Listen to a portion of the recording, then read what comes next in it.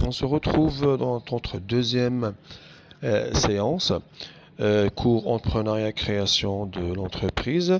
Donc voilà, aujourd'hui on va évoquer la notion de l'environnement de l'entreprise, soit de côté micro ou bien macro environnement, et aussi la notion de l'entrepreneuriat et l'entrepreneur.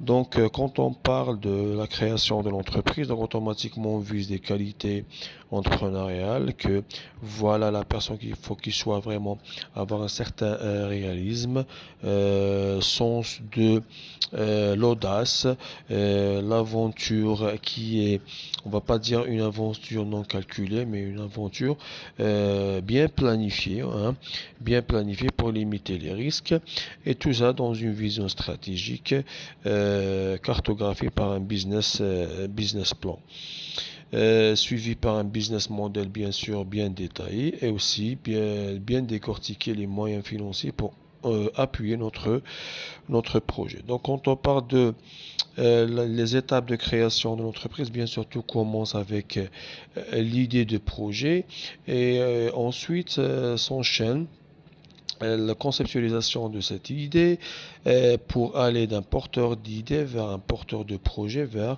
la création de l'entreprise. Bien sûr, qui commence avec dénomination du projet, l'identification, bien avoir le numéro d'identification fiscale, le numéro d'identification statistique aussi, la création de votre registre de commerce.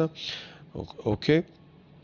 Et tout cela via avec la Caisse nationale de registre de commerce. Et bien sûr, tout cela après avoir choisir votre statut juridique de votre entreprise, soit ça, soit EUL, soit une entreprise familiale, soit responsabilité limitée, etc. Donc, si on veut définir l'entreprise, c'est une entité économique juridique qui a pour principale fonction la production des biens et des services destinés à être vendus sur le marché, c'est-à-dire la création de valeur pour avoir des cash flows.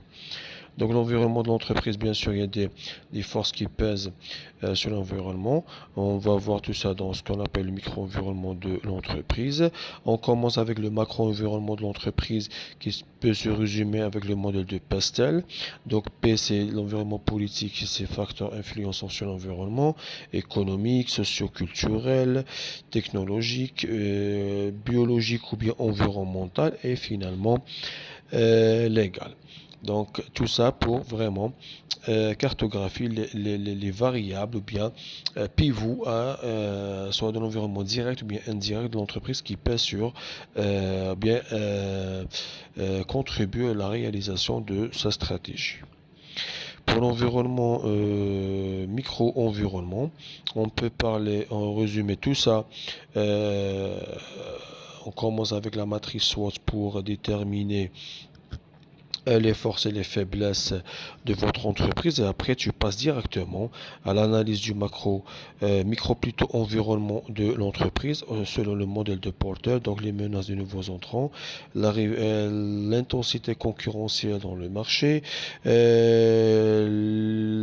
produits de substitution, pouvoir de négociation des fournisseurs et des clients, et finalement le pouvoir de l'État en tant que régulateur du marché. Et voilà pour établir une cartographie de votre concurrence environnementale.